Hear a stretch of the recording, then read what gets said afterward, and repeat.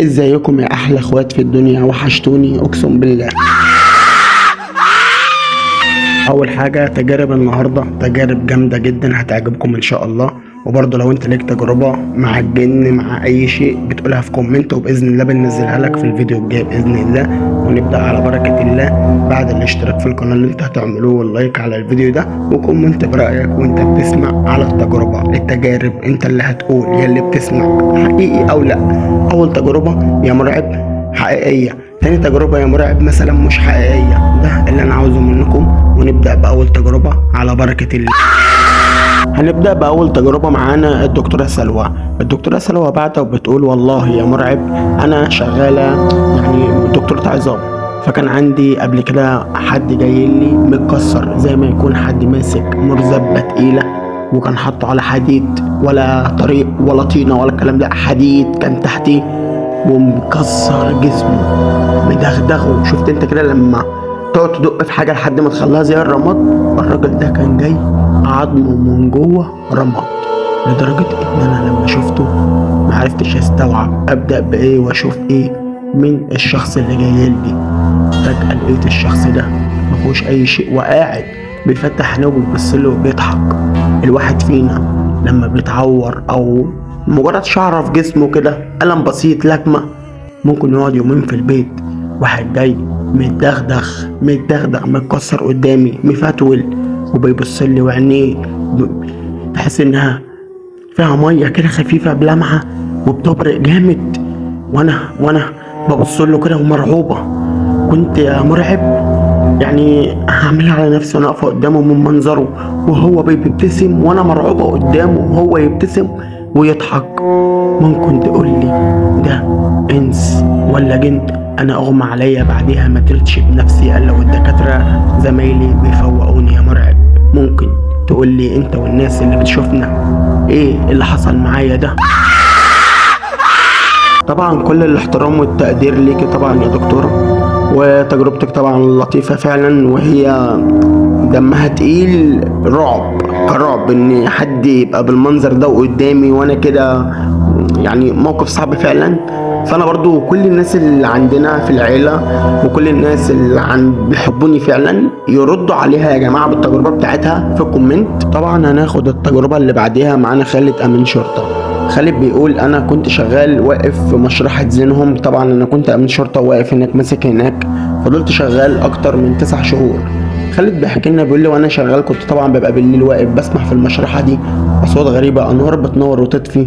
كنت بحاول اخش اشوف في ايه، مره كان قلبي طوعني واخش، ومره كنت قلق جامد لان انا كان معايا حد عسكري ومعايا حد سنه كبير برضه ماسك معايا غفير، ودول على طول كانوا قدام باب المستشفى من بره اصلا مولعين نار وقاعدين حرس قدام باب المستشفى، وانا اعتبر اللي كنت عند الطرقه بتاع مشرحه زينهم. وطبعا يعني انا باخد لكم الكلام ده من على لسان الشخص اللي باعت. وطبعا قصه مشرحه زينهم طبعا كتير قوي اتكلم عنها، قصص مؤلمه وناس كتير دكاتره اتكلمت عنها برضو في فيديوهات وده وربنا كبير. هكمل لكم بقيه القصه. بيقول لي كنت بشوف حاجات بتطلع تشاور لي وتقول لي تعالى بالليل، لدرجه انهم كنت في اوقات بشوف ستات جميله خيالهم جوه بيرقصوا زي الاجانب كده بيبقوا واقفين في اخر الطرقه من جوه وحاجه يعني عاوزين نروح لهم باي طريقه.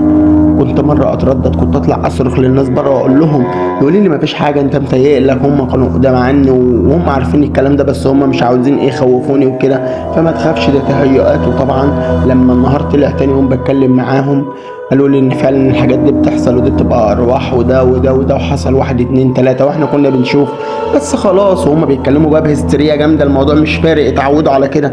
بيقولوا لي عادي يعني الموضوع بسيط جدا، انت عادي مالكش دعوه بيهم، هم يعملوا اللي يعملوا اعمل نفسك مش شايفهم. قلت له اعمل نفسي مش شايفهم؟ جن ومش من البشر وارواح واعمل نفسي مش شايفهم؟ اقسم بالله انا مش عاوز اقول لك، انا طلبت ان انا اتنقل، انا قدمت استقالت من الشغل. التجربه دي بالذات لازم تردوا عليه كلكم في الكومنتات وتقولوا حقيقيه او غير حقيقيه. وطبعا بعد القصه وصلت يعني من كمية الرعب والخوف طبعا اللي هو كان فيها، بيقول ما قدمتش استقالتي، ما طلبتش ان انا اتنقل، ده انا قدمت استقالتي من الشرطة. لا حول ولا قوة الا بالله. يعني تجارب ناس بتمر بيها، وانت برضو اللي بتسمعني لو عندك تجربة مريت بيها قولها في كومنت وهتنزل لك في فيديو هتشوفها ان شاء الله في الفيديو الجاي، ونخش على التجربة اللي بعدها. ودلوقتي برضو تجربتنا مع شيماء بتقول انا من المنصورة وعندي 18 سنة.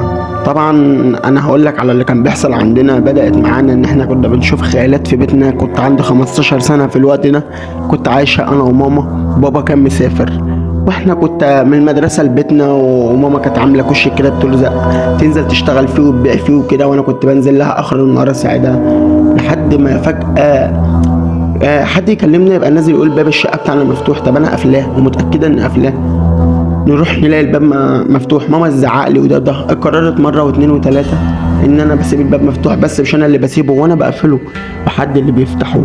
وحد ما درجه ان احنا جبنا الحكومه، يعني قلنا لحد يخش يسرق الشقه حد بيحاول يعمل كده. يعني الحكومه جت وعملت اللازم وقالوا لنا ان الشقه اتفتحت من جوه مش من بره، يعني في حد جوه. قلقنا بقى بعد كده بقى لجأنا لموضوع الشيخ والكلام ده.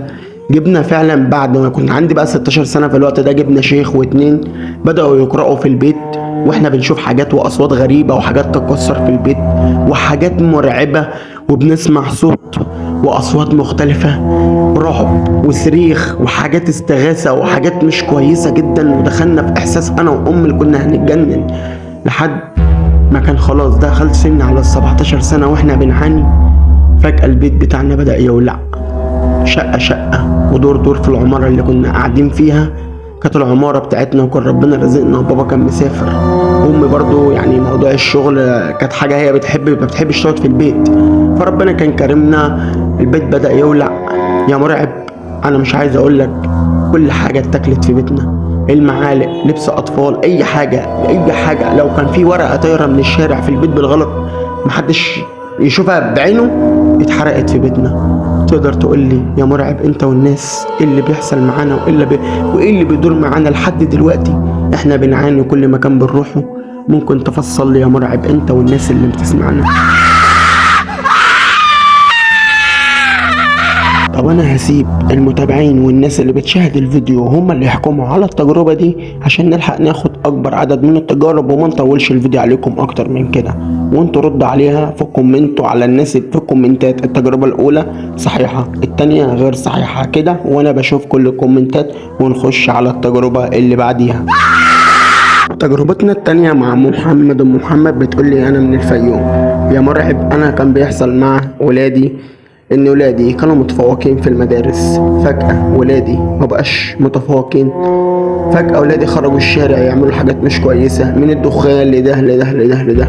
بعد ما ولادي كانت البلد اللي انا فيها ارياف كانت بتحكي وبتتحكى عنهم، وانا يعني تعبت يا مرعب فترة، لدرجة ان في ناس قالت لي ولادك محسودين، ولادك عشان كانوا ربنا كرمهم. لحد ما لقيت ولادي بيعملوا عمل مش كويسة، اللي بيجيب قطر وبيقطع في ايده، اللي مش عارف بيعمل ايه، وبيعملوا اسلوب وحاجات مش كويسة خالص. فده بدأ مع ولادي ان ده كان سحر معمول لهم بالجنان وقف الحال زي ما قالوا، وزي ما ناس كتير قالت لي. هل ده سحر زي ما الناس قالت لي ولا ده حاجة تاني؟ يا مرعب انت ممكن تكون فاهم شوية عشان ماشي في الحاجة دي في الفيديوهات بتاعتك وكده، فياريت توضح لي يا مرعب انت والناس اللي معاك ولادي ممكن يكون فيهم حاجة، ولا ده غضب نزل عليهم من عند ربنا خليهم وصلوا لكده، ولا احنا ما بنحمدش ربنا؟ لا يا ست الكل، انتوا بتحمدوا ربنا وكل شيء بيبقى نصيب، ما تقوليش كده. ودي كانت تجربة ام احمد يا جماعة. وطبعا كل الناس تخش لام احمد دلوقتي تفهمها ان ربنا كبير. ممكن يكون برضو تتأكد، ربنا قال اسعى يا عبد وانا اسعى معاك، ما فيش مشكلة. تتأكد برضو تروح للشيخ وتسأل على الولاد وده وما تتأخرش منهم، وان شاء الله تلاقي حل للموضوع ده. ودي كانت نهاية حلقتنا النهاردة من تجارب حقيقية. انا مرعب تجارب حقيقية، اللي جاي يقول تجربته ان شاء الله هتنزل له الفيديو. وانا بتشرف بكل اخواتي، ودي طبعا قناتي الكبيرة بعد ما انضرت واتقفلت وكده. دي قناة كبيرة هنكبرها مع بعضنا وهنوصل احسن من المرة اللي فاتت. وانا معاكم في التجارب، وهينزل لكم قصص مرعبة، وهينزل لكم طبعا مغامرات برضو حقيقية. يعني مش هتبقى تجارب حقيقية بس، هتبقى مشكلة من كل شيء. وبإذن الله لا تنسى الاشتراك في القناة وتفعيل زر الجرس عشان يوصل لك جرس الإشعارات أول ما أنزل فيديو. سلام يا أحلى إخوات، ولا تنسى اللايك.